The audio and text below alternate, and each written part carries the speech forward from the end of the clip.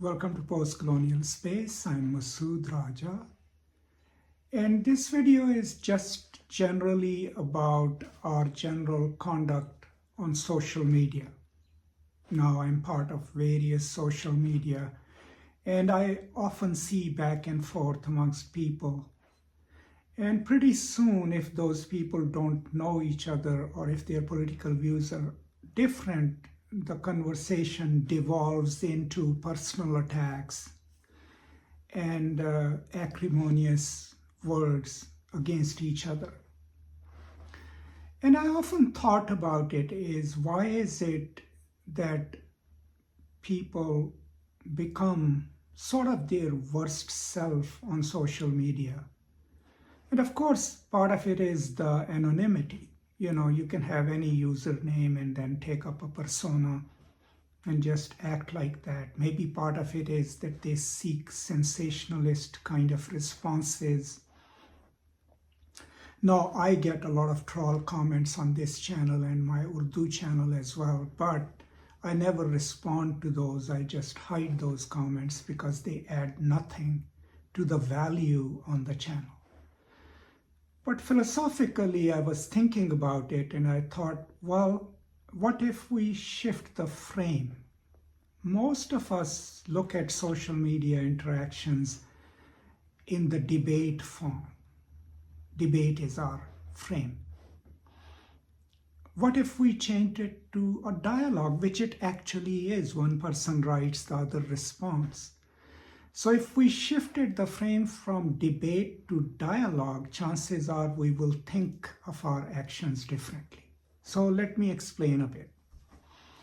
Now, debate, according to George Lakoff and others, it's framed in the war frame, right? Conflict frame. Think of it. We destroyed their argument. We decimated their point of view. All the vocabularies that are associated with debate are associated with the war and conflict frame. So when we are in the debate frame on social media, our purpose is not to think and reflect about what others have said and give them a rational response. Our purpose is to destroy their argument, right? And so we would use personal attacks. We will goad them into saying things that we can then make a target. And all of it is that we inhabit the debate frame or debate more mindset, which is actually a conflictual frame, a war frame. Now, if we thought of our interactions with others as dialogue, and I'm relying on Paulo Freire's discussion of the dialogue in Pedagogy of the Oppressed, Chapter 3. You can watch my videos on it too. So dialogue, first of all, presupposes that it's a conversation between two equals. So they respect each other.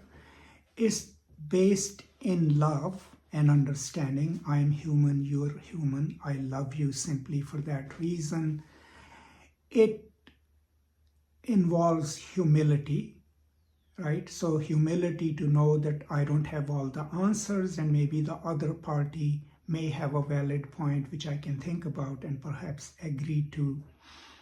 It also offers hope, right? Hope for change, hope for a better way of looking at the world. But most importantly is the humility in a conversation between equals.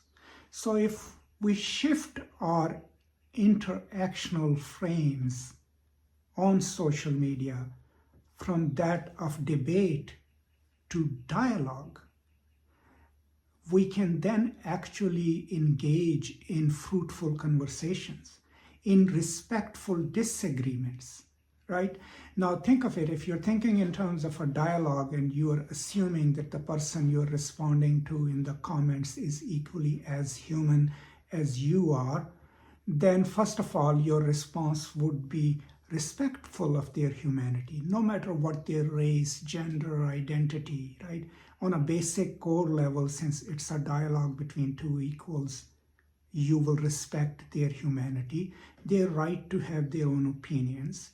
And then when you respond, even though you will be firm on your own principles, on your own philosophical leanings, you can respond in a human and humane fashion. And this doesn't just apply to when we are responding to someone, who is like-minded or at least not too far out there.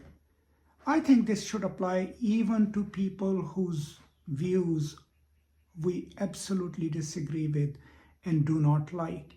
That when we respond to them, we don't replicate their mode of saying things, but rather we stay true to what we are: kind, generous, compassionate, understanding, reason-bound. So I always think about these things and then, try to figure out how is it that I can modulate my own behavior. Because when you get attacked on the internet, your first response is to give it back in the same coin. That's a very human response. You're hurt, you want to hurt back. But the most important thing is to pause, not have knee-jerk reactions, and then respond in a way where you make yourself clear, but you don't become the very thing that you're trying to oppose. So my advice to myself always is, whenever someone prompts an emotional and angry response on the internet, but also in real life, don't respond immediately. Pause. Think. There is a famous saying by Hazrat Ali, the fourth Caliph of Islam, is that and it's attributed to him, that he said, if you are angry, before you respond, change your position. If you're standing, sit down. If you're inside, go out. The purpose is to jolt yourself out of a reactionary immediate response, and that shifting allows you to reconstitute your thoughts, to remind yourself who you are and how you ought to respond to people. So that's just it. Nothing deeply philosophical, just some views about thinking about our responses on the internet, especially when we get attacked, and knowing the difference between the debate frame and its negative consequences and the dialogue frame and its positive implications and positive outcomes. I hope this is useful to you. Let me know what you think. As always, I'm grateful for your support and deeply grateful for your comments and suggestions on the channel. Please continue to do so. Stay safe, take care of each other, be kind and generous, and I will now see you next time.